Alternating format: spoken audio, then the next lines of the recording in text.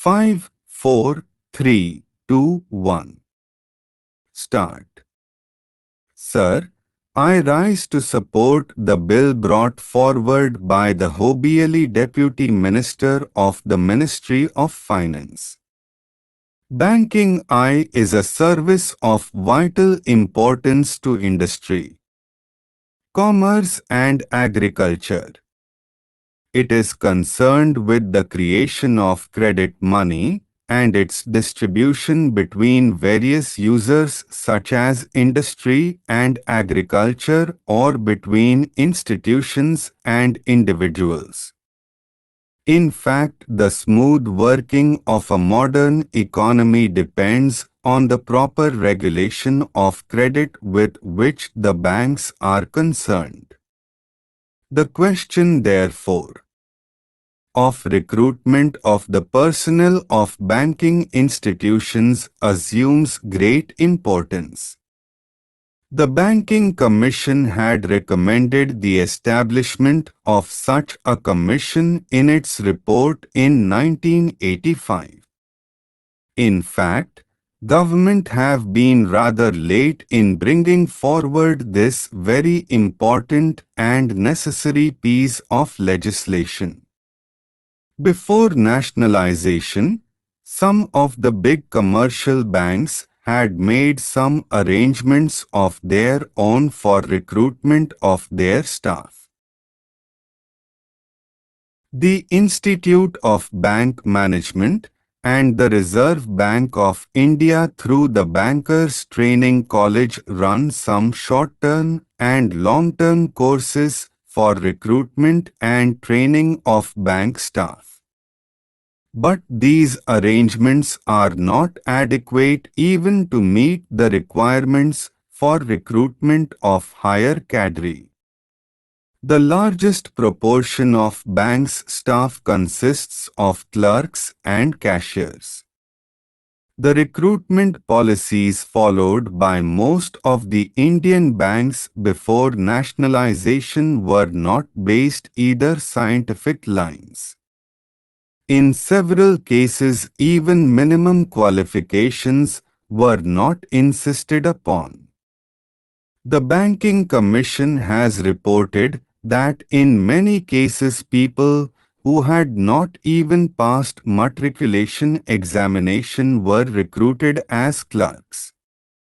There was no proper evaluation of the aptitude or capacity, and very often caste and relationship determined the choice of candidates.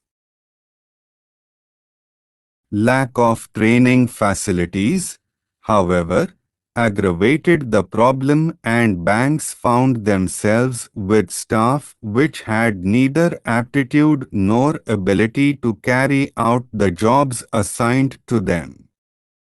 The bill, therefore, is welcome. It seeks to provide for proper methods of selection for recruitment. It provides for the establishment of a body corporate to be called the Banking Service Commission. It shall be the duty of the Commission to hold competitive examinations to recruit people for clerical and allied cadre, junior officers cadre, and such other officers cadre as the central government may by notification specify. It shall consist of a chairman and 8 persons, who in the view of the government are men of integrity, ability, and have experience of finance and business administration. The bill rightly attaches great importance to selection of people for the clerical cadre because the clerical staff constitute the largest proportion of the total manpower, and it is they who render the banking service to the people. Rapid expansion of banking ensures further that many of them will soon get promotion to the officers' cadre. It has been emanated that every clerk can hope to reach the officer's level in 10 or 12 years' time. Every clerk is, therefore, a potential officer. But to be effective, recruitment should attempt to attract appropriate skills and attitude, and search for suitable talent should not be restricted to the first point of entry in the bank at the clerical level. It should also be extended to attract sufficient number of persons who possess executive skill. With the functional enlargement of the banks, they require the service of experts, such as agricultural scientists and those who are experts in engineering.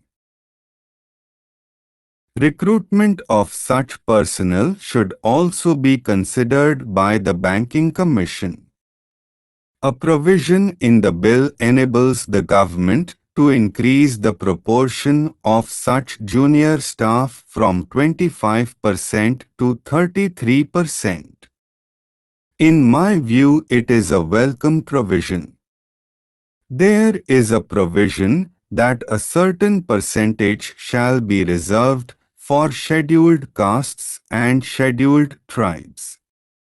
This percentage has to be determined according to the general principles and also the requirements of the banks.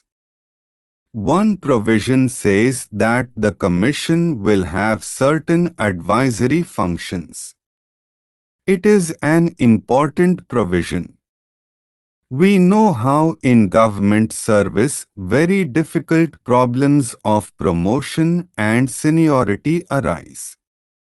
It is better that they are solved by a third body rather than the superior officers who have sometimes prejudices against people working under them.